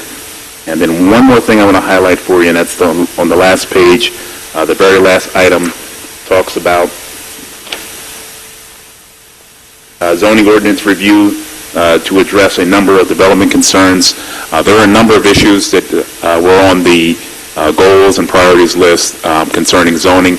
I put them all together into one area in which what we'll do is we'll identify what all of those concerns are, and this could deal with some of the issues that came up in terms of form-based codes and dealing with a number of the other development issues. Then is there any questions on the goals and priorities? You actually hit two of the issues that I had flagged for discussion. So to take the last one first, the zoning. One of the ordinances that we passed back in November and December was a redefinition of FAR. Yes. And if you'll recall, that passed by a 3-2 vote with one member absent, and also with some comments by myself, even though I voted in favor of it, that I wanted additional work done. You've got that on the schedule, I think, if I'm reading it right, for September and November. I'm hoping that we could pull at least that item forward. I felt some urgency at the time we passed it that should come back in a matter of months to council. I don't know if my colleagues agree or disagree, but given the level of sort of discomfort with that ordinance, I'd like to see that one fine-tuned as quickly as possible and back before us. I guess before we have the discussion, can we have a motion and a second, just get to the resolution on the table, and then if we want to make changes to it. Second. So it's been moved by Mr. Simon and seconded by Mr. Miller. Ms. Howard, excuse me. Actually, what I would suggest, part of why the dates are in September was looking at a visioning process, which would take a couple of months. We can add another process in there that would allow us to deal with any other interim issues that we want to deal with before we finish the visioning process. Could be a way of dealing with that. And move that up earlier. Okay, that's what I would request for this one item. The other item I had that you mentioned that I also had a note on was the Public Works Strategic Plan. We actually discussed that in the Public Works Committee today, and we want to be a little bit careful in how we present that, in the sense that compared to the strategic plan, say for police or IT, it's a little bit of a different scope of work. It's not as much resolution of problems as it is assessment and identification of issues, with possibly some alternatives, but there's going to certainly be more work that's going to have to be done after the consultant's long gone. So just so people are aware that what we've engaged is really more of a strategic assessment for Public Works, and that the planning will be ours and staff's to do downstream of that.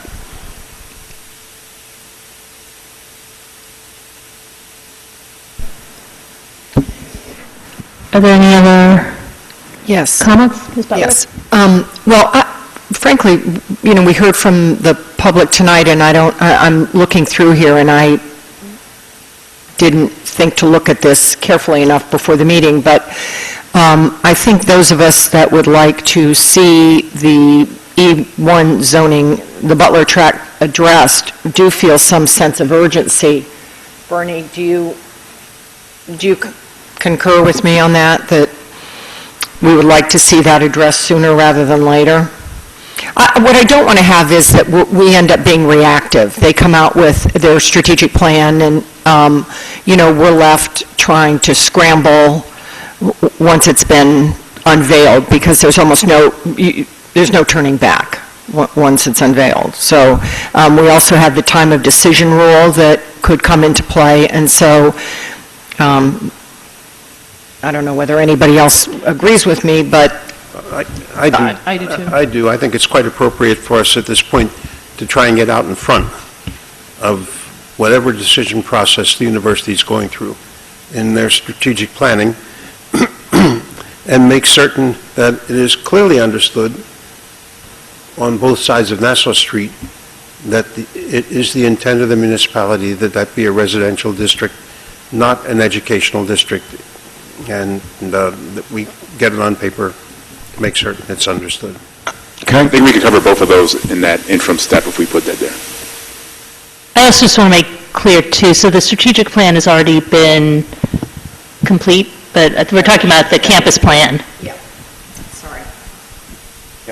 The strategic plan really is not detailed enough to get into issues like that, and it's not really a strategic plan in any event, but I want to make sure that when the university finally gets to put pencil to paper on their campus plan, that it's clearly understood that it's the intent of the municipality that that be a residential site. So I just for clarity, Joe was mentioning rezoning. Were you mentioning rezoning, or were you mentioning just having the understanding that that's what the university is going to do with the land? I think... Because those are two different things. Right. Oh, rezoning. Rezoning. Because that's different than having like a letter of intent from the university. Rezoning. All right. Anybody? That's... Reacting to this, the memorandum, if it were to go that route instead of rezoning, it would have to have some teeth to it, and I don't quite know how that would be structured. We've gotten... We've gotten... We've duped. Well, I'm not going to go there. No, but in terms of what's been offered right now, it's been, here's our current plan. Oh, yeah. There's no commitment that I think the residents can sleep at night with. So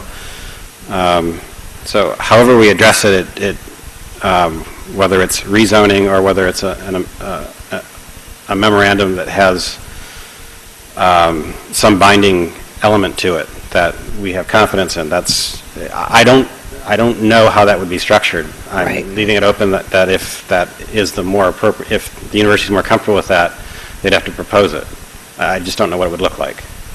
Maybe Jenny is the better person to address this, but I know the planning board has talked about the getting out ahead of the campus plan as well. And I think they would maybe there's a way to put something in here that's a little broader that includes that, but also includes some of the things the planning board has been talking about, and put the planning board down also as a group that will be responsible for it. Yeah. But that was, I think, from the officers' meeting of the planning board, that was one of the things that we wanted to get to this year. And so,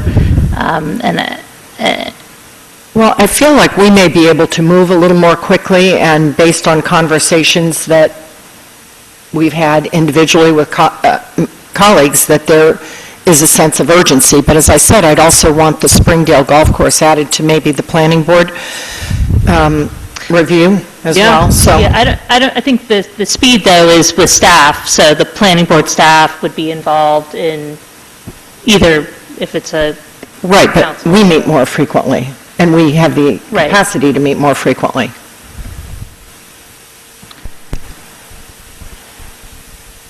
But I think your suggestion is good, to modify these goals and add the planning board. I mean, it can't hurt. It makes it more clear, and it will be more likely that the planning board will get to it, because you're right, the planning board is slower. Well, right. But we're not going to hold it up by doing that. Right. And under any circumstance, it would have to go to the planning board, right? So... And I mean, from what I've heard and read from the university, they said they're planning to release, I'm trying to remember, maybe like 2 months ago or a month ago, they said they were going to be releasing it in 18 months. So it's unlikely the campus plan will come out in 2016, but I would agree that it would be good for us to do the work we're going to do this year, but I think if we do it by November, December, we're still likely to be 6 months ahead of the university releasing anything. So I would prefer to move faster than November, December. I don't know how my colleagues feel about it, but we also have the affordable housing. We have certain things that the planning staff has to be focused on. But for the Butler tract, I think, it seems like it might be pretty straightforward. Right. Whereas the other one is less so. Well, it's straightforward to say to ourselves that we want to move it from being an E1 zone to a residential zone. But the difficult part of it is going to be to decide what it is we want in the residential zone, well, in the way of the residential zone. Do we want it to mirror what it is on the side of it? That may not be to our advantage, to have it turn out to be more like Gray Farms or more like the Riverside area. It may be to our advantage to have something that is slightly denser and offers more of an opportunity for residential development than houses on half or three-quarter acre lots. I want to bring us back to process here, though, and so those are all good points, but to figure out how to add something. I also am concerned about the adding a lot of things to this list when we went through a process with the understanding that this is a living, breathing document that is going to have changes to it. So this might be a special exception. I just want to make sure this is a process that's been evolving, just our goal-setting process, where if people are fighting over what should be the priorities, and we've left a lot of important things on the floor, and then to come back and be adding stuff, and this might be a special exception, but I think we have to be disciplined, too, to not just throw a lot of stuff on it after we've gone through a process. I brought this up at the very beginning. I brought it up during the goal setting. I don't know. And then all the more reason then, if it was brought up at goal setting and it was not put as a top priority, I don't know if we should be putting it on at this time. I hear a lot of people want to do it, and so that's fine. I feel like we also have to have a good process for this where, it's already March, so to get something adopted. Mark, can you move your mouse a little bit? Oh, I'm sorry. Just click and right-click. So I think that what we said in the beginning, to let the administrator come back to us with the process and how we'll move forward, and maybe he can have a better time frame. If council's amenable, I would like to get this adopted tonight, though, just so we have something, and then we can add to it if we need to. What I would suggest is to go ahead and adopt this. We'll just make that one slight little change. If we do it the way I indicated, that's just really adding one line to that area, and then we could talk and flesh it out. A number of these we're going to have to flesh out. Could you repeat that one line for us again, the proposed change? What page is it on? It's on page 8, and we will add a line. I'm not sure what the exact language, but something to the effect that we will be dealing with interim issues prior to we finish our visioning process. And they can include both the E1 zoning, the FAR, or other things that we deem to be more important. And the schedule for that would be what, June? Is that what you're thinking? I really would have to talk to staff to see how quickly that could get done.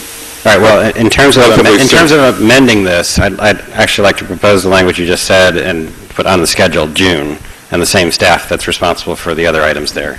That's just the last row, just adding one in front of the September deadline. That's correct. So I'd like to propose that as an amendment to this. Second. Okay. But was that language in a way we can vote on it? May I suggest you allow me to finish the language and then but I have the concept. I'll come up with the exact language for putting in it, but I do have the concept of what you mean. Correct. But no. When I put the final version together and actually write this up and get it to you, I'll fix the language. Okay, so we're going to basically allow him to amend it in the spirit of what we just described, and that we're authorizing him to do that. I'm fine with that. Well, I'm not fine with putting down June after we just heard that he has to talk to staff and personnel. I don't know if we can put down June. Because in your lines, you said put down June. And that's soon, and I don't know, with talking to what we have to do, we're going to have that done by June. That's the only problem. Well, the problem I'm trying to solve is not having staff look at all of our zoning issues en masse and delay until we can tackle all of them. I'm trying to pull some of them forward and say, hey, let's get an interim deadline earlier on a smaller set. Beyond what we've already done with the historic district, which of course is moving right along. So, right. And actually what I would suggest, it would give me an opportunity to go back to staff and talk with, one, I would really need to talk to staff to see, particularly with the June deadline, it's going to be rough because we're also in June at the same time for the affordable housing plan. But what we can do, I know you want to move this forward, we can come back to you with a specific date of when that would make sense, moving it, at the same time moving it forward. I don't know if June is the right date to move it forward, but we can definitely move it forward. well, so basically proposing at our next meeting, we have a small amendment to this. Is that what you're suggesting? Or I can just verbally get it to you so that we can get this done. That way we have it. What issues are we, which zoning issues? The two that we've specifically talked about are the Butler Tract rezoning for residential and the further revisions to the definition of FAR. Those are the two we've mentioned so far. Because we've also been talking about, I hate to do this, but we got a letter about accessory units, and I think everyone on here is interested in, on the council is interested in changing that to the town, just adopting the borough standard pretty much for the town, for the entire municipality on accessory units. Or I don't know if everyone is, but that was something there was some strong interest in doing. And it seems like it might be pretty simple. I have a concern. We're now adding a lot of stuff. I know, but I feel like if we're doing these other things... Well, this is why my recommendation would be we approve it as it is, and then before the next meeting, Mark meets with Lee, and then Jenny, if you're interested, maybe the two of us as planning board members, and if there's somebody else who wants to be there too, to go down the list of all of the ordinance ideas that have been floating around regarding zoning, and put them all down on a sheet and see what Lee thinks he can reasonably tackle in 2016, because I agree it would be helpful to have a list and to order them, and then to bring that back to council at the next meeting. But I don't think we can do it on the fly here, especially without Lee here. Yeah, okay, that's a good plan. So we do have an amendment on the floor, though, which was... Well, I think what we heard Mr. DeShield say, he's more comfortable bringing that back to the next meeting rather than winging it tonight. And so do you want to withdraw that amendment then? Yes. Okay. Why don't we just bring the whole thing back at the next meeting? If he can get it, and then it's set, and... Well, there's something to be said for just getting it down there, and the other thing I was going to ask every member of council to go back to their board and commission and to say, look, this is the plan, we need to get moving. Ms. Howard? I mean, just to that point, I think, the folks on the Human Services Commission who have incredible passion and are, for the issues they work on, I think have seen this and would like to move more quickly than some of the dates here, and I'd like to be able to tell them that these are a backstop, and to the extent things can happen, we should be pushing, but it is a recognition. It's important that we talk about all the things that are going on, and all the priorities we have, and the work we have to do. So just, for the record, I think folks there will want to see quicker movement on things like wage theft and the Civil Rights Commission. And so, I think we'll have to do our best to keep moving. And one thing I will say is all of these are, if we can move faster, we will. Really, they're guidelines for us as we move throughout the year. A lot of the things that I have scheduled for later dates, we're already moving on, so things may move faster than they appear on the... You'd rather under-promise and over-deliver. That's correct. I assume. So, thank you. I will convey that. But I do think it's important, if we're talking about having so many priorities, to at least get this done, and then we can, at the next meeting, consider an amendment, whether it's a formal amendment or just an update. So I think it's been moved. It's been moved and seconded already. I do have two other amendments which are much more technical in nature and hopefully won't generate any controversy. The first is on page 3, if you could bring that up. Page 3.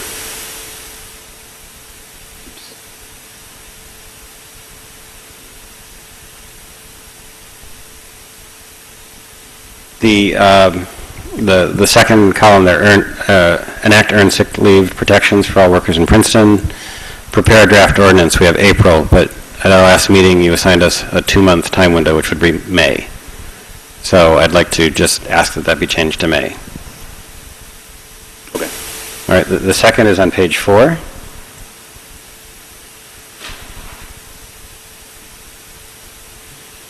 Again, the second row, implement recommendations of the Advisory Planning District's task force. Under responsible parties is governing body and staff. Well, the governing body created a neighborhood planning committee, so I think they should also be there under the responsible parties. So I'm moving both of those changes as hopefully friendly amendments to this. Okay, is there a second? Second. Seconded by Mr. Liverman. Any further discussion? All right, all in favor? Aye. Any opposed? Okay. Thank you. And then, can we put this on the next agenda with the amendment? Okay. Now we have 2 ordinance introductions this evening, I believe. The first is Ordinance 16-17, ordinance by Princeton designating 2 handicapped parking spaces on Jefferson Road and amending the code of the Township of Princeton, New Jersey, 1968. I'll move it. It's been moved by Ms. Krummuller and seconded by Ms. Butler. Are there any questions on this ordinance? If seeing none, Madam Clerk, please call the roll. Ms. Howard? Yes. Ms. Crum-Miller? Yes. Mr. Miller? Yes.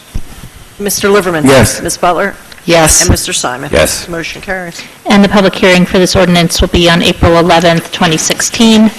Next is ordinance 16-18, an ordinance by Princeton regulating metered on-street parking zones, parking along Palmer Square South, and amending the code of the Borough of Princeton, New Jersey, 1974. So moved. It's been moved by Ms. Butler. Is there a second? Second. And seconded by Mr. Liverman. Are there any questions or discussion? Seeing none, Madam Clerk, please call the roll. Ms. Howard? Yes. Ms. Crum-Miller? Yes. Mr. Miller? Yes. Mr. Liverman? Yes. Ms. Butler? Yes. And Mr. Simon? Yes. And Carries. motion carries. Ordinance has been introduced, and the public hearing will be on April 11th, 2016. We only had one resolution for this evening that was already voted on earlier in the meeting. Resolution 16-71 is being held. And now we come to our consent agenda, which contains items of a routine nature, passed by a single vote. Are there any items anybody would like removed from the consent agenda? Patrick, I have just a question. Is everybody comfortable with these emergency budgets being in the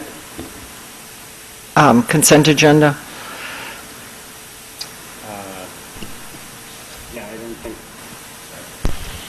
I think I am. Okay. Because this is. And by everyone, I mean Patrick. Well, you mentioned me by name, so I figured I should respond. The short answer is yes, because this is basically the mechanism by which we fund these entities until we have the full budget passed. So it's essentially necessary. The staff has done their best job. Yeah, I understand that. It just feels a little. Well, it is, but that's part of dealing, well, actually, I don't care whether it's consent agenda or if you'd prefer to vote on them separately, it's fine with me, but. Okay. I make a motion that we accept the consent agenda in block. Okay, it's been moved by Mr. Liverman. Is there a second? Seconded by Ms. Howard. All in favor? Aye. Aye. Any opposed? Okay, consent agenda passes with not too much enthusiasm. And Mr. DeShield, do you have a closed session for us? Should we move it to closed session, or should we adjourn? Okay. Is there a motion to adjourn? So moved. Is there a second? Second. With enthusiasm. Moved by Ms. Howard and seconded by Mr. Liverman. All in favor? Aye. But remember, it's really 5 after 10 because of the time change. No, 5 after 8.